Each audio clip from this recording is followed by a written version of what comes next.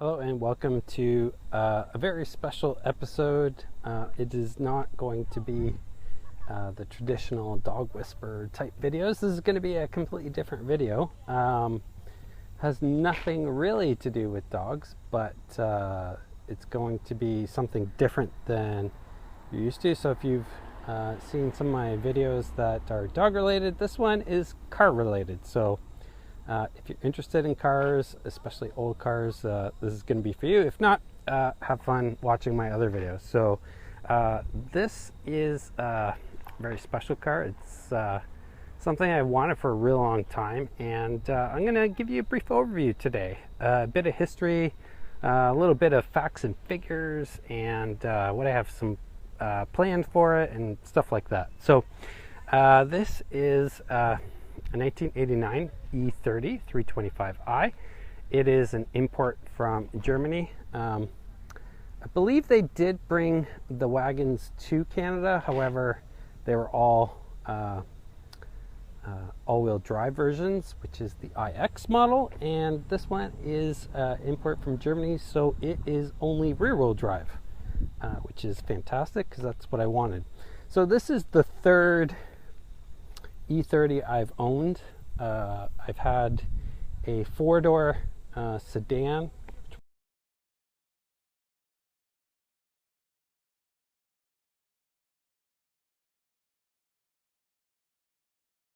was all-wheel drive, the iX sedan. That was a 90, I believe, and did a bunch of stuff to that, sold it. Didn't really like the all-wheel drive. You don't really need it in a car like this. I mean, it was nice in the wintertime, but definitely not a lot of fun to drive. So the rear-wheel drive cars are the way to go, and the wagon is something that I've always wanted. Guys who, or people, sorry, that are into their E30s, everybody kind of knows that the wagon is a really special version of this car. So something I've wanted for a real long time. I even contemplated, I did a lot of research into going to Germany and importing one myself. However, that proved to be way too expensive for what the car is worth.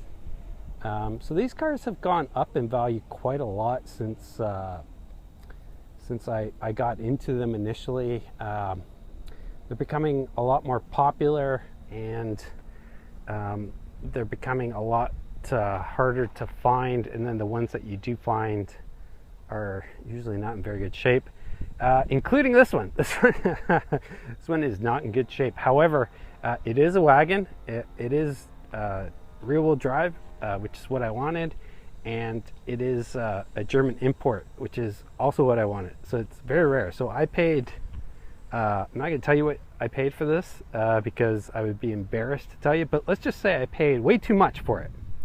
But this is a car that I've always wanted, and I'm going to be taking you through some of the unique features that a German touring has, and some of the E30 quirks. So what is an E30? Okay, so for those who don't know, E30 is the chassis code for these cars, and it designates this body style, and they made this from the mid 80s to the very early 90s.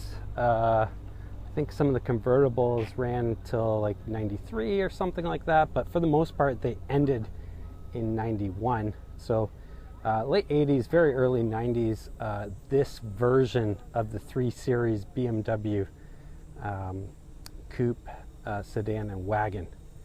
They also made a convertible version. So when you hear the term E30, all it means is this particular chassis and this body style of 3 Series. So it's a lot easier to say E30 than it is to say 1989 3 Series.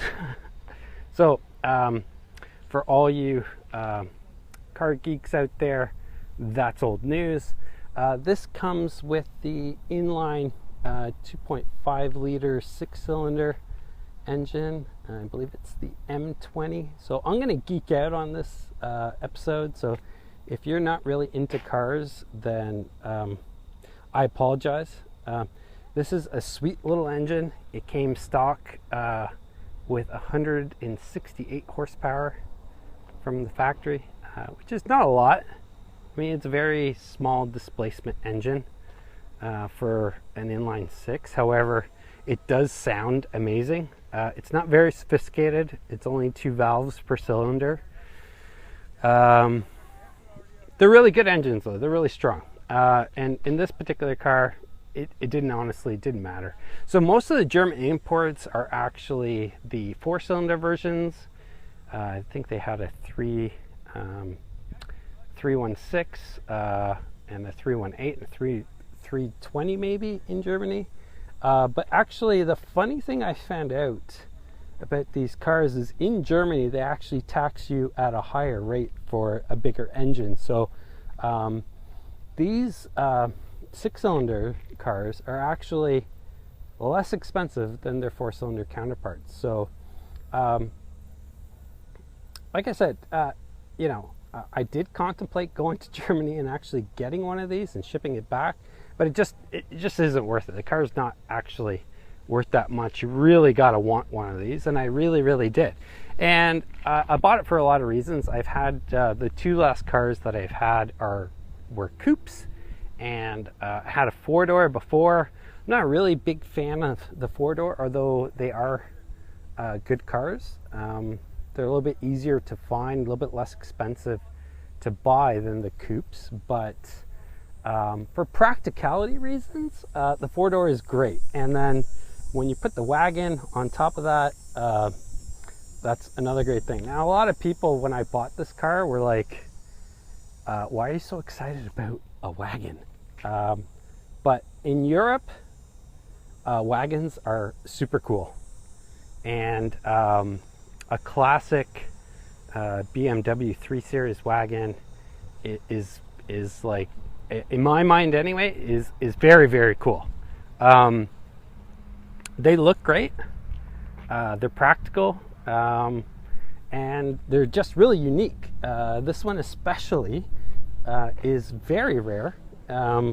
Probably even more rare, I would say, than the E30 M3, because they actually brought those to Canada.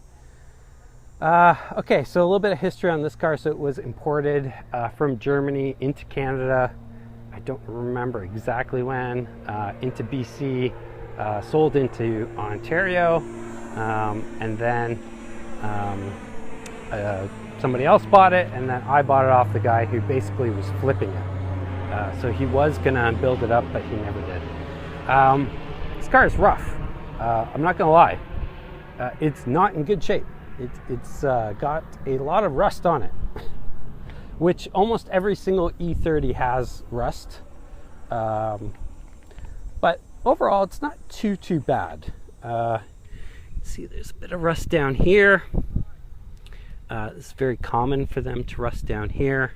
It's got a bit of rust around here, and more rust pretty much everywhere you look. This is the worst of it. I'm going to show you because I have no shame. You can see that's pretty bad right there. That hole's right through, and that's not good. That's going to be really expensive. You can see the bottom of this door. It's pretty rusted as well. The good news is I have another door that doesn't have too much rust on it. So it's going to help quite a lot. See, the mirror's got quite a bit of rust on it. These fenders are new, so these are not reproduction. These are BMW factory replacement parts. They are more expensive than aftermarket body panels, but you can see they fit really well and they bolt right up, and the quality of the metal is much better. So they're just in primer black, but the fenders that were on the car were horrific. So buying new fenders, zero rust, much better way to go than trying to repair the existing panels. And for whatever reason, BMW I had to send them my VIN and a whole bunch of stuff just to order these panels, and I don't know why, because as far as I know they're the exact same as the coupe in the 4-door version, but whatever. So there is going to be a full body spray at some point in the future, and I'm gonna change the color to white. My last one was white and I loved it. So a bit more about the car. It does have the IS side skirts, although the front clip isn't on there, obviously, because the fender isn't painted. I am going to paint them myself, just to protect them and to get them closer to the silver color. I really don't like the black. Kind of looks, makes the car look a little cheap and whatever. So I know the internet is going to hate me and say, why are you going to paint it? But I did paint the IS spoiler. That is a factory spoiler. And that's one of the really good things about this car, is you can buy a lot of original parts straight from BMW. And the quality is fantastic. Obviously the fitment is perfect, and they are factory parts. So they're really, really good, and they're not that expensive. So whenever possible, I try to use factory parts. So this car was really tired. God, I spent a lot of money just getting it roadworthy. Just gonna let this pass. We are downtown, so it's the airport is downtown as well. So I spent a ton of money just getting the suspension fixed up. The brakes, front brakes were done. Stainless steel brake lines, all the bushings underneath, the control arms, the ball joints, tie rod, end links, all that kind of stuff underneath the car, suspension wise, was refurbished, all of them with factory parts, except for the BC coilovers, which I have up front, but I don't have them in the rear, and I will tell you why. This car is kind of strange. I've never ever heard of it, but this car actually has rear hydraulic suspension, and I'm gonna do my best to get a clip of that. But basically, the rear end of the car self-levels. So depending on the load that you have in it, it'll actually keep the car at the proper ride height, and it uses hydraulic fluid from where the steering pump shares the same pump, and it forces hydraulic fluid into the rear to level out the rear suspension. So that's a really weird thing about this car. I never knew it existed. It must have been some weird factory option. It is a factory suspension piece. It's not something that's aftermarket. What else? Obviously the wheels. These are the first thing I bought. These are vintage wheels. They are not new wheels. They are period correct, and they're Italian. So they are Miele wheels, which is a rim manufacturer. I just fell in love with them. They are 17 by 7.5, which again, I know the internet is gonna go crazy and say, oh, those are too skinny. Well, I just love the wheels, and I love the way they look and stuff like that. And when the car is white, I think it's gonna look sick. So I didn't really care. Right now, they have a set of Firestone tires on it, which are not very good. They're an all-season tire. They wear pretty well, but they perform really well. I don't really have any big complaints on them, but you can see the tread pattern is asymmetric, so that's pretty cool, but they're way too skinny for me. So these are 205 45 17s, and I think on this car 17-inch rims are well suited for this car. The factory size was 14-inch rims, and they're just too small. And I think 17s look fantastic on this car. They're not too big. They don't look too gaudy or anything. And with it lowered, they look really cool. Now, the front is a bit low. So you can see, if I stick my hand in there, it's about 2 fingers worth, and it does rub a little bit. See how close that is to the inner fender. So I'm gonna have to get the suspension adjusted. The BC Racing coilovers are really nice. They're fully adjustable. You can adjust the spring rate for comfort or stiffness. You can't adjust the rebound, but that's okay. I would say they're a really good entry-level coilover. I don't think they're amazing, but they're really nice. The last 2 E30s that I had both had Bilstein shocks and Volkland lowering springs, and that's a good setup. It's definitely much more affordable. These are super expensive. Not to buy, but once you buy them, you have to have the front ones welded to the hub, and then obviously an alignment. So when everything's said and done, they're more than a couple grand, and you could probably get away with a lot less with Bilstein shocks and springs, but these are fully adjustable in terms of ride height, so you can raise and lower the car. The dampening, you can stiffen and loosen. I don't know. Sorry about that. So you can adjust the suspension for comfort or for stiffness, the ride height, as well as the camber. So once you add in all those different things, and I'll just show you them from the inside of the car.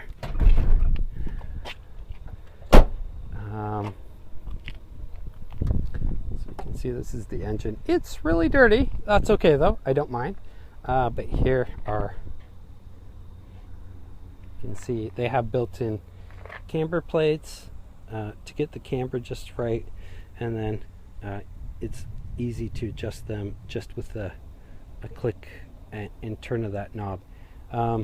It does have a strut tire brace, and one interesting thing about the Wagon that I don't like is the battery is in the front engine compartment, and in the coupe and the 4-door, the battery is actually in the rear compartment in the trunk, which I like a lot better because it's better for weight distribution. Another thing about this car that's really strange is that airbox looks different than the standard airbox, and it looks tiny. So I'm fully going to admit that I'm going to replace this with a conical air filter instead of the airbox, and everybody's going to go nuts and say, oh my god, you're going to sacrifice performance, and they're right. But not every single modification that you do is for performance only. That modification is going to be for sound. The airbox that's on there is really restrictive, and it sounds terrible. It's super quiet. So with a conical air filter, it does get the heat soak from the engine, and so your engine sucks in hot air instead of cool air, and so that's why they don't perform as well. That's why you shouldn't buy them.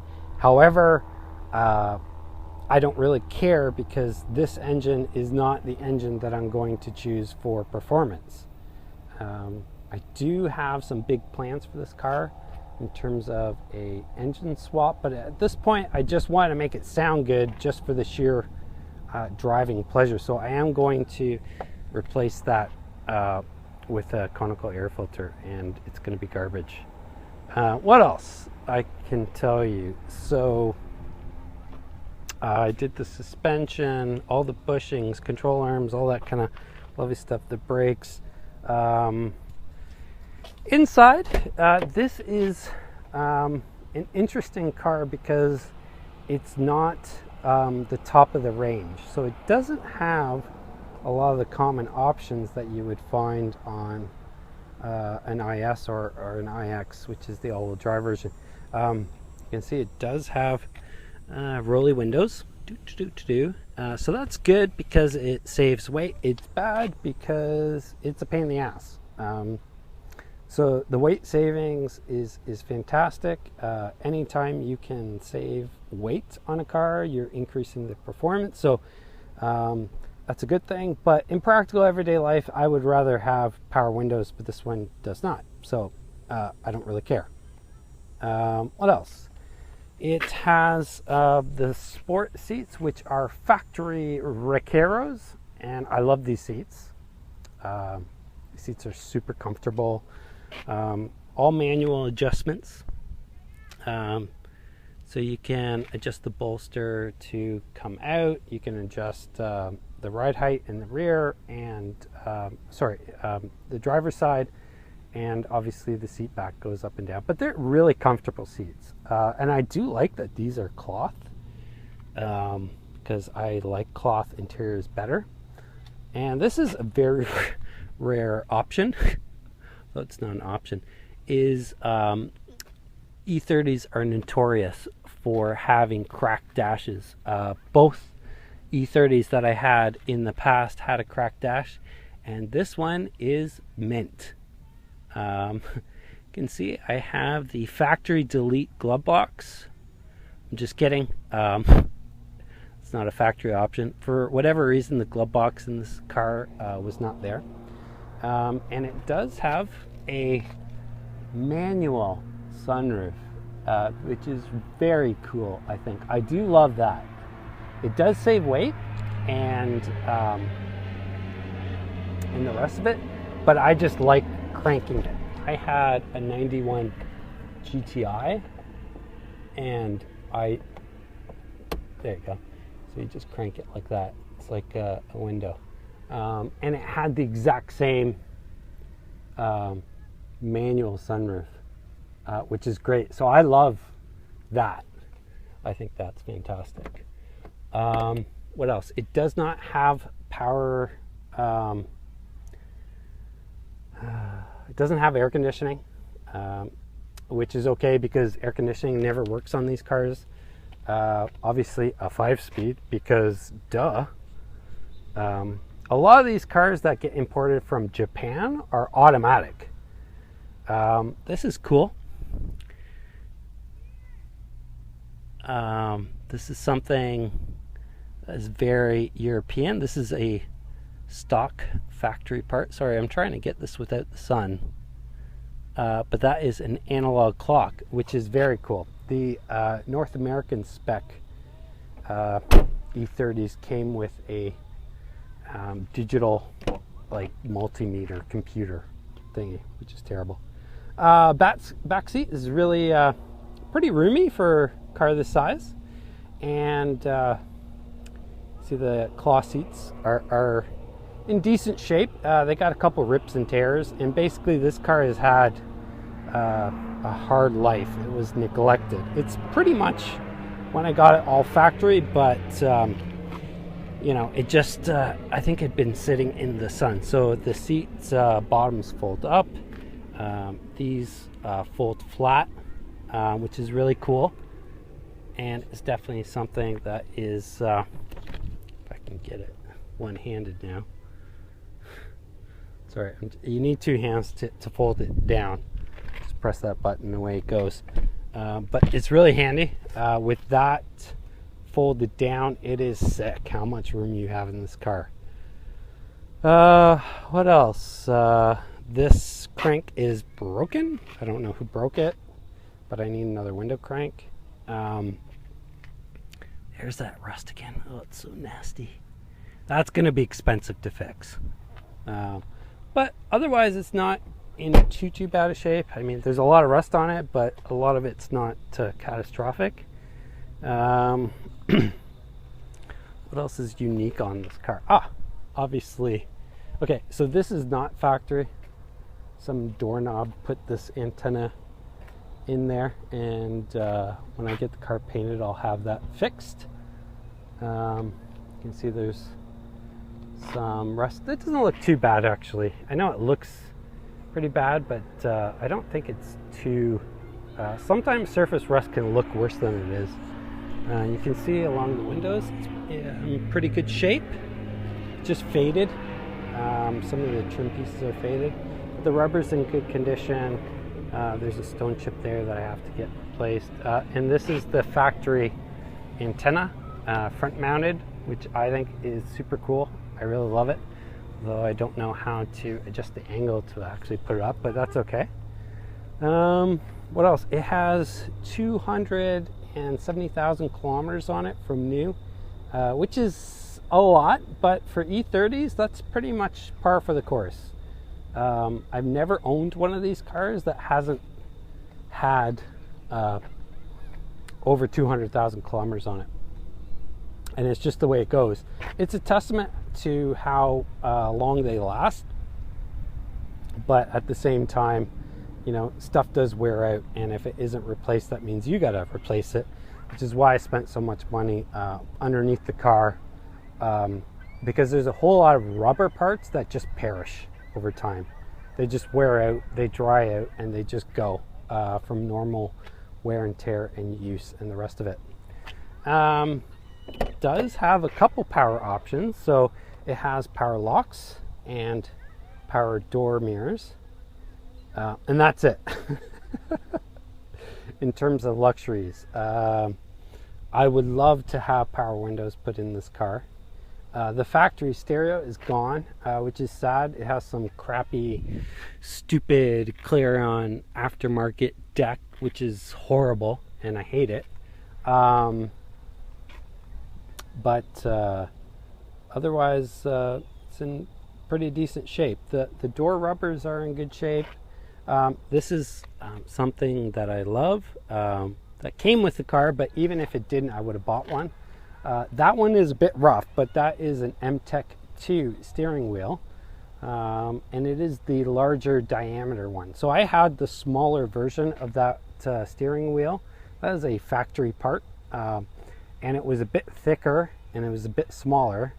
But the problem with that steering wheel, although it's a nicer steering wheel than this one, is that it blocks off the gauges. So I'll have to turn the wheel, but basically when the wheel is pointed straight, this opening right here allows you to see your gauges perfectly, but the smaller one pretty much cut off the top of the speedometer and tachometer. Very standard BMW gauges. I would prefer more gauges, but one of the things that I might do is take out the stereo and just put a gauge package in there. I'm not sure. I did replace the shift boot on the e-brake and the shifter boot because they were properly screwed. They didn't work at all, so I got some new ones. But basically, these are fantastic handling cars.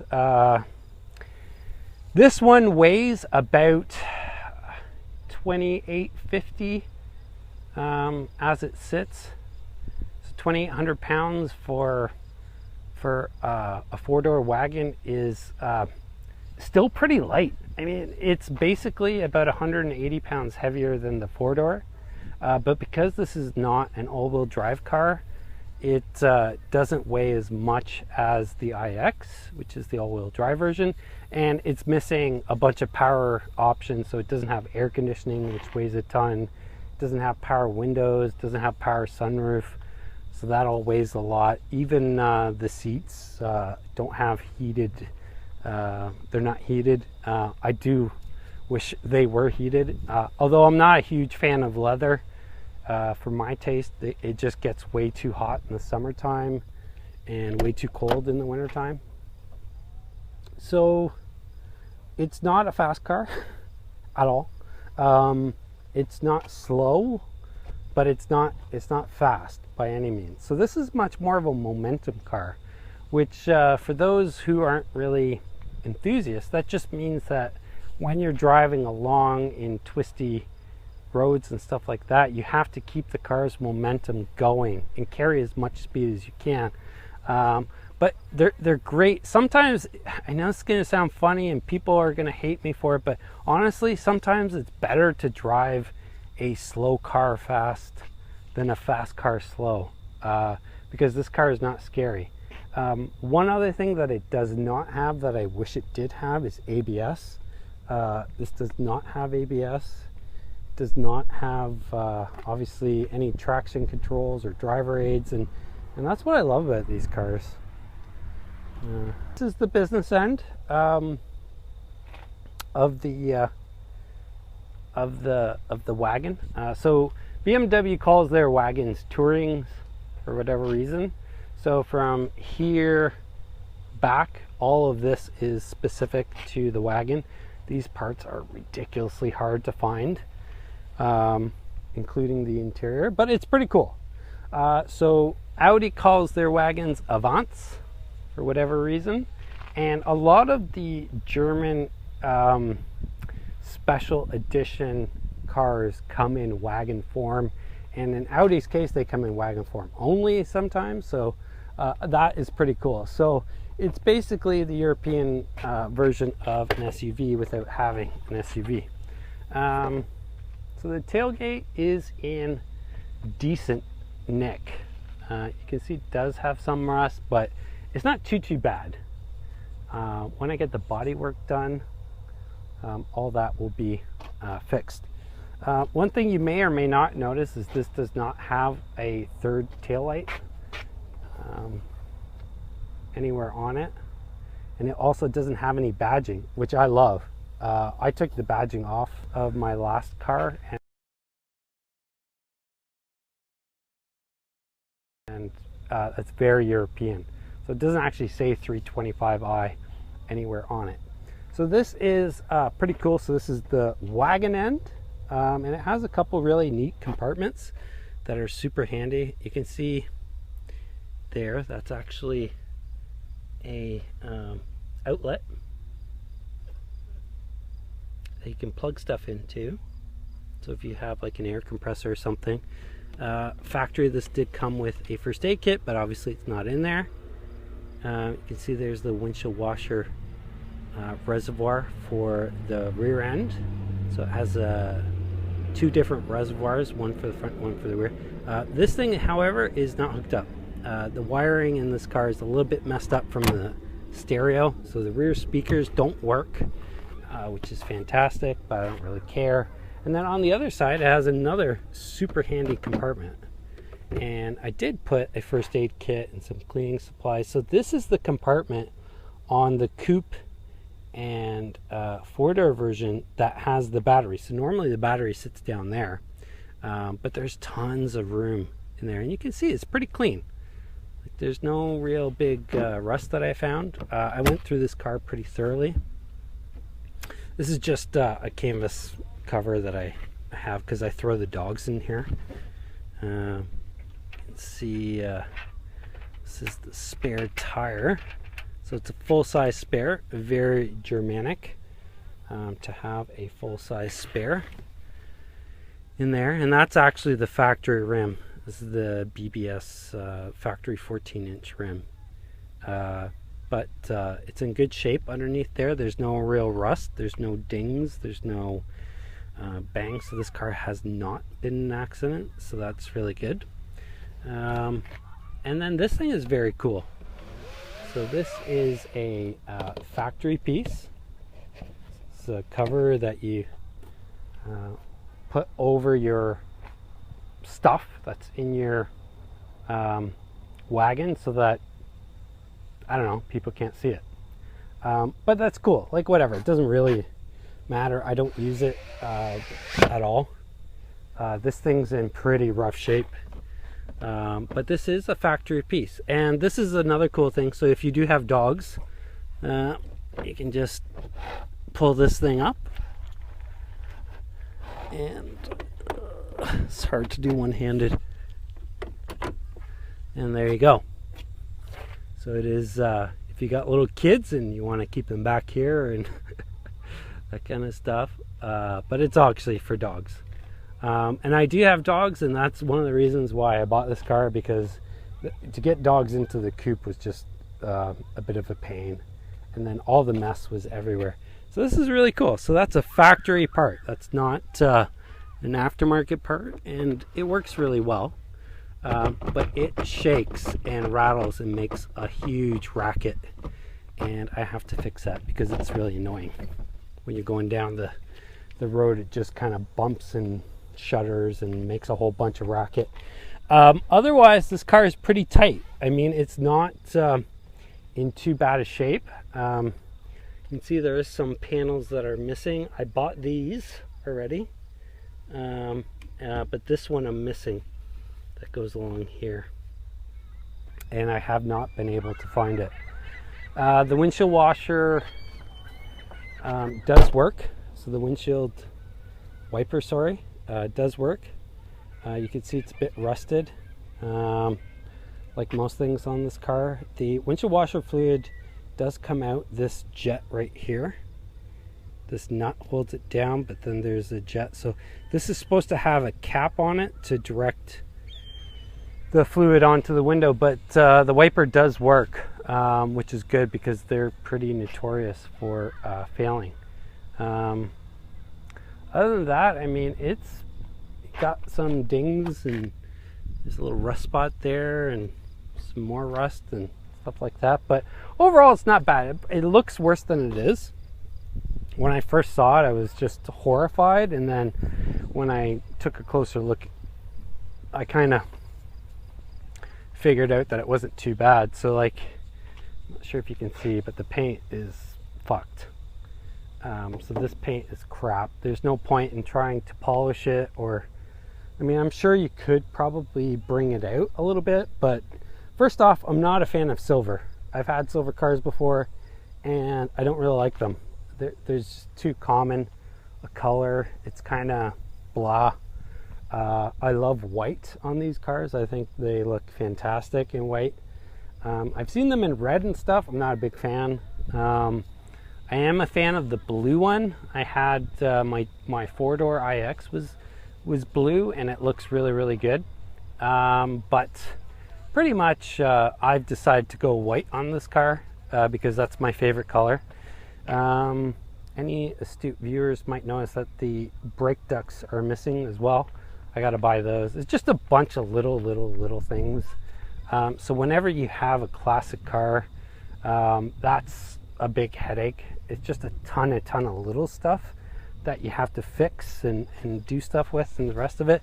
So that's pretty much the basic overview, and I don't want to make this video too long, so I'll probably cut it